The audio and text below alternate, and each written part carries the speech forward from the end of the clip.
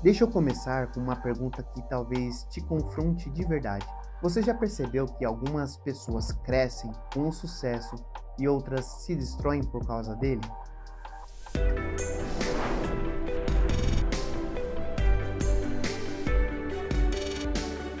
O mesmo resultado, a mesma vitória, a mesma oportunidade, mas trajetórias completamente diferentes. Algumas ficam mais disciplinadas, outras ficam mais arrogantes, alguns evoluem e outros param. E quase ninguém percebe que muitas vezes a diferença pode estar em uma emoção silenciosa, orgulho. Hoje eu quero te mostrar algo profundo, o orgulho. Ele pode ser a força que constrói sua identidade como empreendedor ou pode ser a força que sabota o seu crescimento. E não, isso não é discurso motivacional. Isso é comportamento humano aplicado ao empreendedorismo. E para entender isso de verdade, nós precisamos voltar ao tempo. Desde a filosofia antiga, o orgulho nunca foi um tema simples. Ele sempre foi ambíguo, sempre foi controverso, sempre foi perigoso e poderoso ao mesmo tempo. Aristóteles fala sobre a grandeza da alma. Para ele, existe um orgulho saudável e existe um equilíbrio. Tem gente que faz muito e se enxerga pequeno. Isso é falta de autoconhecimento. E tem gente que faz pouco e se enxerga grande. Isso é vaidade. Então, nessa visão, orgulho saudável seria reconhecer com clareza quem você é e o que você construiu. O homem de grande alma, segundo Aristóteles, é aquele que reconhece sua própria grandeza de forma proporcional à realidade. Ele não busca aplausos por qualquer pessoa, mas também não se diminui. Então, o ponto-chave aqui é simples. Orgulho, para Aristóteles, não é exagero, é precisão. Ele defendia proporção. O homem de grande alma é aquele que reconhece o próprio valor com exatidão, nem menos nem mais. Já na tradição cristã, o cristianismo, o orgulho ganha outra conotação, a soberba, e se torna a raiz da queda. O orgulho aqui é entendido como autossuficiência absoluta. É quando o indivíduo rompe com os limites, quando não reconhece dependência, quando coloca o próprio ego acima de qualquer ordem. Portanto, é o desejo de ser autossuficiente, o desejo de não depender, o desejo de se colocar acima da ordem moral. E Spinoza traz uma visão quase psicológica. Para ele, o orgulho muitas vezes é uma alegria baseada numa autoimagem exagerada, ou seja, é uma interpretação errada sobre si mesmo. Não é sobre o que você é sobre o que você acredita ser. E frequentemente depende de comparação. Eu me sinto grande porque diminuo o outro. Isso revela algo importante. O orgulho pode ser um mecanismo de defesa e pode esconder insegurança. Nietzsche faz o movimento inverso. Ele critica a condenação do orgulho. Para ele, reprimir o orgulho pode ser uma forma de enfraquecer a potência humana. O orgulho, na visão dele, é a afirmação da própria força. Mas aqui existe um detalhe. Nietzsche fala do orgulho como expressão de potência real, não como ilusão. Depois tem os estoicos, por exemplo, Marco Aurélio e Epicteto. Eles trazem uma distinção fundamental. O orgulho baseado em coisas externas como riqueza, títulos, beleza, é frágil.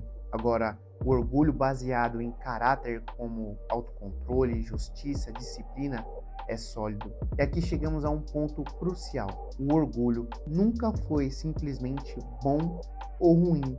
Ao longo da história, o orgulho sempre teve um ponto em comum em todas as visões. O orgulho sempre envolve uma avaliação sobre o próprio valor. Se ao longo do século o orgulho foi interpretado de várias formas, a pergunta agora é: o que a ciência diz? Porque a ciência moderna não pergunta se orgulho é pecado ou virtude. Ela pergunta como ele se forma, como ele ajuda ou como ele prejudica e por que ele altera comportamento. O que acontece dentro do cérebro quando sentimos orgulho e por que essa emoção tem tanto impacto na nossa vida e na vida de um empreendedor? Para responder a essas perguntas, precisamos entender primeiro um conceito básico. Primeiro ponto fundamental: separar dois tipos de emoções. Primeiro, emoção primária são aquelas emoções rápidas, automáticas, como medo, raiva, alegria, tristeza. Você nem precisa refletir muito, você só sente. Agora, tem as emoções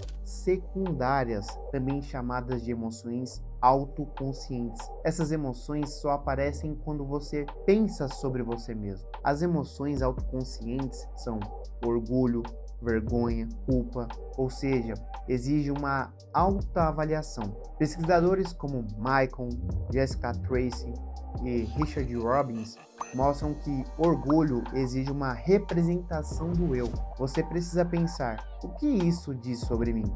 Sem esse passo mental, não existe orgulho. Ou seja, orgulho é um produto da forma como você explica a si mesmo quem você é, e aí você começa a entender por que isso mexe com o empreendedorismo. Porque empreendedorismo é identidade em ação, e a forma como você se vê muda suas decisões, muda o seu comportamento, muda a sua consistência. Agora eu vou te explicar de maneira clara como o orgulho se forma dentro de você e como ele influencia no empreendedorismo. É um processo de 6 etapas. Etapa 1. Acontece um evento relevante. Nem tudo que acontece é de fato importante para alguém. A mesma situação pode ser relevante para a pessoa A, mas não para a pessoa B. Portanto, nem todo o evento gera orgulho, gera reflexão. Imagine 2 empreendedores lançando um produto. Ambos fazem um lançamento. Ambos vendem 10 unidades. Para um deles, aquilo é irrelevante. Ele apenas está testando algo pequeno. Já para o outro, aquele lançamento representa meses de esforço, expectativa, medo, exposição. O número é o mesmo, mas o peso psicológico é completamente diferente. E por quê? Porque o orgulho não nasce do fato, ele nasce da importância que o fato tem para você. Se o evento não toca um ideal seu, um objetivo, uma meta, um sonho, uma crença sobre quem você quer ser, então o processo emocional termina aqui. Mas se toca, ele ativa o sistema de autoavaliação. Empreender raramente é só sobre dinheiro, é sobre competência, é sobre valor, é sobre reconhecimento, é sobre provar algo para si e para o mundo. Por isso, no empreendedorismo, quase todo resultado é relevante, porque quase todo resultado toca em identidade, e quando toca em identidade, ativa o sistema de autoavaliação. E isso nos leva à segunda etapa. Etapa 2. A atenção se volta para o eu. Quando o evento é relevante, sua atenção muda de direção. Sua atenção sai do mundo externo e se volta para você. A venda daquele produto vira um espelho, e é aqui que começa a construção ou ameaça da sua identidade. Você deixa de olhar apenas para o que aconteceu e começa a olhar para o que aquilo significa sobre você. Essa mudança é sutil, mas poderosa. No empreendedorismo, isso acontece o tempo todo. Você lança um produto, recebe um feedback, perde um cliente, fecha um contrato grande e imediatamente surge uma pergunta silenciosa: o que isso diz sobre mim? Você pode não formular em palavras, mas o cérebro formula. E aqui começa a autoavaliação. Agora não é mais sobre o mercado, é sobre identidade. O empreendedor deixa de avaliar apenas estratégia, começa a avaliar a si mesmo. Então, é aqui que surge a próxima etapa. Etapa 3. A ativação da autoimagem. Agora o cérebro precisa responder à pergunta que surge na etapa anterior. Ele busca informações internas, ele acessa suas crenças sobre quem você é. Vamos contextualizar. Imagine que seu lançamento fracassou. Se a sua autoimagem já carrega crenças como não sou bom com vendas, não tenho um perfil empresário, eu sempre erro, o resultado passa por este filtro. Agora imagine outro empreendedor com crenças diferentes. Eu ainda estou empreendendo, eu ainda estou aprendendo, eu ajusto rápido, erro faz parte do processo. O mesmo evento, 2 autoimagens, 2 experiências emocionais completamente diferentes. Perceba algo crucial: o evento não determina a emoção, e a autoimagem que você tem de si filtra este evento. E isso explica por que duas pessoas podem viver a mesma situação e sair emocionalmente em direções opostas. Mas ainda não nasceu orgulho. Agora vem a etapa de comparação. Comparação com seus padrões internos. Agora o cérebro pega o resultado e compara com a régua que você tem dentro de você. Você pergunta mesmo sem perceber: isso está à altura do que eu esperava de mim? Se estiver acima, prepara o terreno para o orgulho. Se estiver abaixo, prepara o terreno para a vergonha. Aqui existe uma comparação interna entre expectativa e realidade. Vale notar uma realidade brutal. No empreendedorismo moderno, redes sociais distorcem a régua. Você não se compara apenas com a sua meta, você se compara com o sucesso exibido dos outros. Isso aumenta a discrepância percebida e aumenta também a sua vulnerabilidade emocional. Então, até aqui nós entendemos que as etapas ocorrem da seguinte forma: primeiro, acontece um evento, a atenção se volta para você, você passa por um filtro de autoimagem e começa com comparação com padrões. Agora vem um momento decisivo. Depois de ativar a sua autoimagem, o cérebro faz uma comparação. Ele pega o resultado do ocorrido e compara com seus padrões internos. E esses padrões podem ser expectativas pessoais, metas financeiras, ideal de competência, nível de exigência, comparação com concorrentes. Vamos trazer isso para a prática. Imagine que você definiu que queria vender 100 unidades de um produto e você vendeu apenas 40. Agora preste atenção, essas 40 vendas por si só não significam nada, elas são apenas um número. O que muda tudo é a régua que você usa para medir esse número. Se a sua meta era simplesmente validar o produto, entender se alguém compraria, essas 40 vendas podem representar um avanço enorme. Pode significar: existe demanda, funciona, vale a pena continuar. Agora imagine outro cenário. Você construiu sua identidade baseada em ser referência, em performar acima da média, em provar que é excepcional. Nesse caso, as mesmas 40 vendas podem parecer um fracasso. Não porque o número seja pequeno, mas porque ele ficou abaixo da imagem que você construiu de si mesmo. Percebe o que aconteceu aqui? O dado é neutro, a interpretação não é. O resultado bruto é apenas informação. O significado nasce da comparação entre o que aconteceu e o que você esperava de si.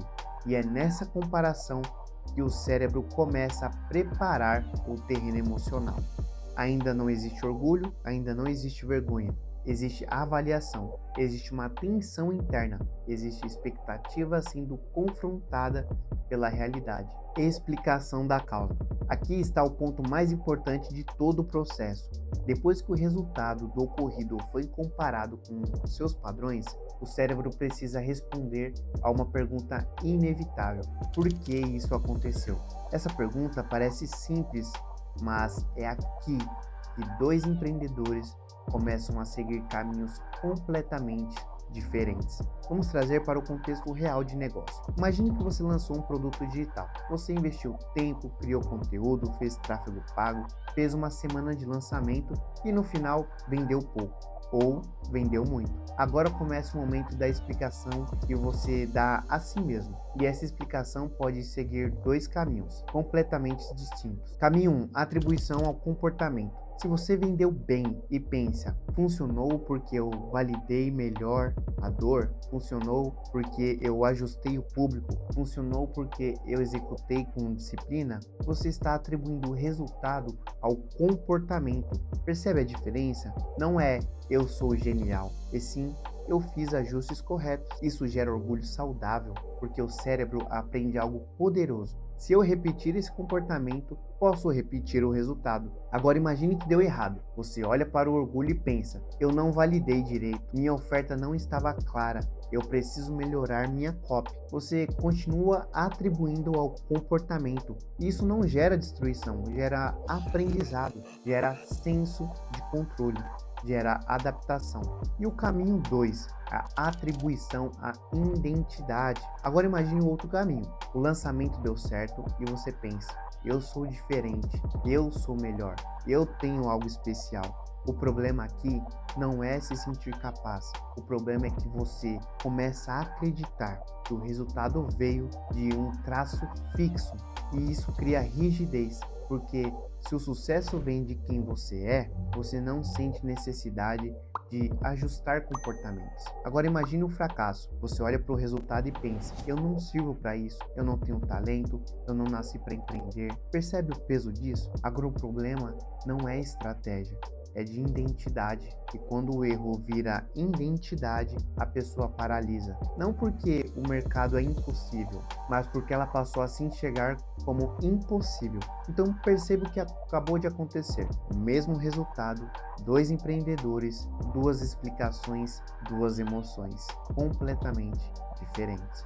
Agora sim, estamos prontos para a última etapa, porque só depois dessa explicação é que o orgulho nasce, podendo ser bom ou ruim, orgulho autêntico ou arrogante. E para entender mais a diferença entre comportamento e traços fixos, recomendo a leitura do livro Mindset, a nova psicologia do sucesso. Etapa 6.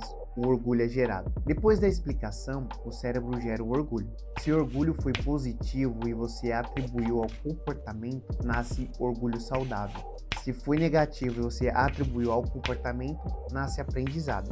Se foi positivo e você atribuiu à identidade, pode nascer orgulho arrogante. Agora, se foi negativo e você atribuiu à identidade fixa, pode nascer vergonha destrutiva. Orgulho saudável está ligado a comportamento repetível. Orgulho arrogante está ligado a traço fixo. Portanto, o orgulho não nasce do resultado, ele nasce da forma como você explica o resultado. Agora que você entende o mecanismo, precisamos responder a uma pergunta prática: o que isso significa na vida real de um empreendedor? Imagine um empreendedor que recebe um feedback negativo de um cliente. Então o cliente diz: o produto não resolveu meu problema. Se o empreendedor tiver orgulho saudável, ele pensa: minha entrega precisa melhorar, preciso entender melhor a dor, preciso ajustar a minha comunicação. Ele sente desconforto, mas transforma isso em estratégia. Agora, imagine um empreendedor com orgulho destrutivo. Ele pensa: o cliente não entendeu, o mercado não valoriza a qualidade, as pessoas são ignorantes, e ele protege o ego, mas não ajusta o produto. Meses depois, o faturamento cai e ele diz: o algoritmo mudou. Percebe o ciclo? O orgulho destrutivo impede ajustes. O orgulho autêntico, portanto, está associado a maior persistência, maior autocontrole, maior esforço futuro, construção de identidade funcional. E por quê? Porque ele reforça o comportamento, diferentemente do orgulho arrogante, que traz diversas consequências negativas. O orgulho arrogante está associado a menor abertura a feedback, maior defensividade, dificuldade de aprendizagem, relações interpessoais prejudicadas. E no empreendedorismo isso parece como culpar o mercado, não ajustar produto, ignorar feedback do cliente, tratar a equipe com superioridade. Isso não é força, é fragilidade protegida. Então, veja a construção inteira. O orgulho não é vilão, o orgulho é ferramenta, mas ferramenta mal utilizada vira arma contra você. E agora chegamos na parte mais incômoda, porque isso não é sobre teoria, é sobre você. Empreender exige coragem, mas exige algo ainda mais difícil: humildade emocional. Se orgulhe da ação, não da superioridade. A partir de hoje, pergunte: quando algo der certo, qual comportamento gerou isso? Quando algo der errado, o que eu posso ajustar? Essa pergunta simples pode redefinir sua identidade empreendedora. Se você quer construir uma identidade empreendedora forte, consistente e emocionalmente estável, você precisa aprender a usar as suas emoções como ferramenta. Se inscreva, compartilha e me diz: você tem cultivado um orgulho saudável ou um orgulho que protege o seu ego?